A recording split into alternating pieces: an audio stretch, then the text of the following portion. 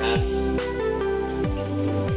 ginting, yang keempat spidol, yang kelima isolasi bolak balik, terus yang keenam penan yang berisi gambar-gambar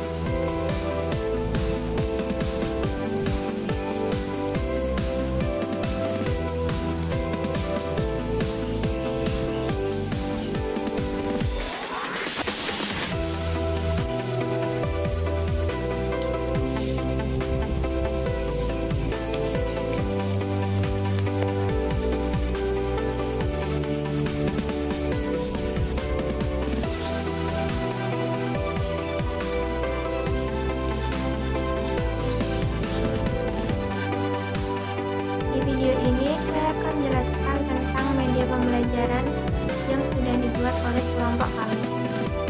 Media pembelajaran ini merupakan tugas dari mata kuliah pendidikan IPA.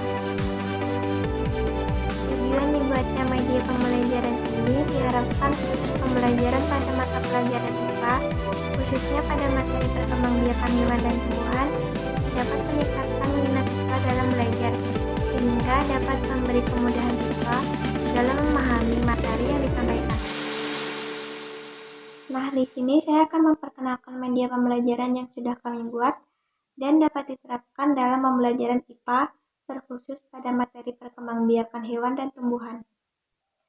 Berkembang biak itu dilakukan oleh makhluk hidup untuk memastikan bahwa mereka memiliki keturunan untuk melestarikan dirinya agar tidak punah. Untuk perkembangbiakan tumbuhan ada generatif dan vegetatif alami. Di sini contoh perkembangbiakan tumbuhan generatif yaitu pohon mangga. Berawal dari pohon mangga, kemudian tumbuh bunga. Setelah tumbuh bunga terjadi, tumbuhlah buah mangga.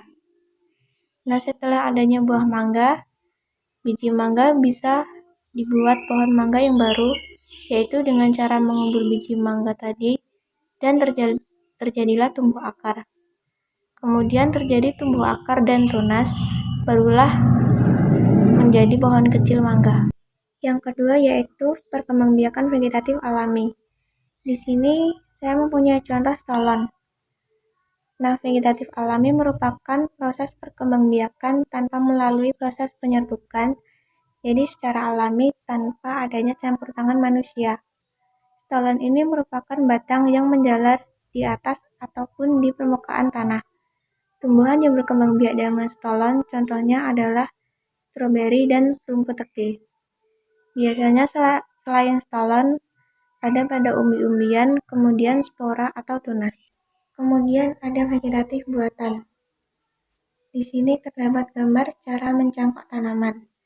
Mencangkok tanaman dilakukan dengan cara mengupas kulit pada dahan pohon. Kemudian tutup bagian dahan yang sudah dikupas dengan tanah yang sudah dibungkus plastik atau sabut kelapa. Kemudian ikat bagian ujung atas dan ujung bawahnya. Kemudian siram bagian yang telah ditutup agar lembab. Kemudian di sini ada perkembangbiakan hewan. Perkembangbiakan hewan dibagi menjadi dua, yaitu generatif dan vegetatif. Di sini saya mempunyai contoh perkembangbiakan ayam. Daur hidup ayam yaitu proses pertumbuhan ayam dari telur yang menetas.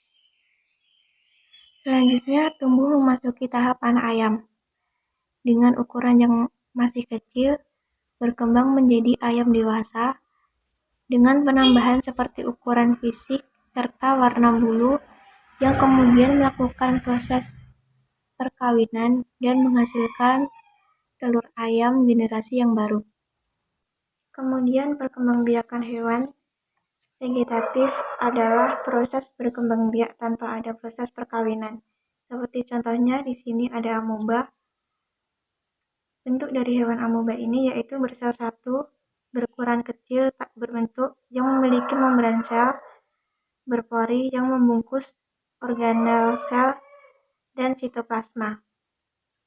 Nah, tahap pembelahan diri pada amoeba adalah amoeba akan menjadi bulat dan inti selnya memanjang pada saat siap untuk membelah diri.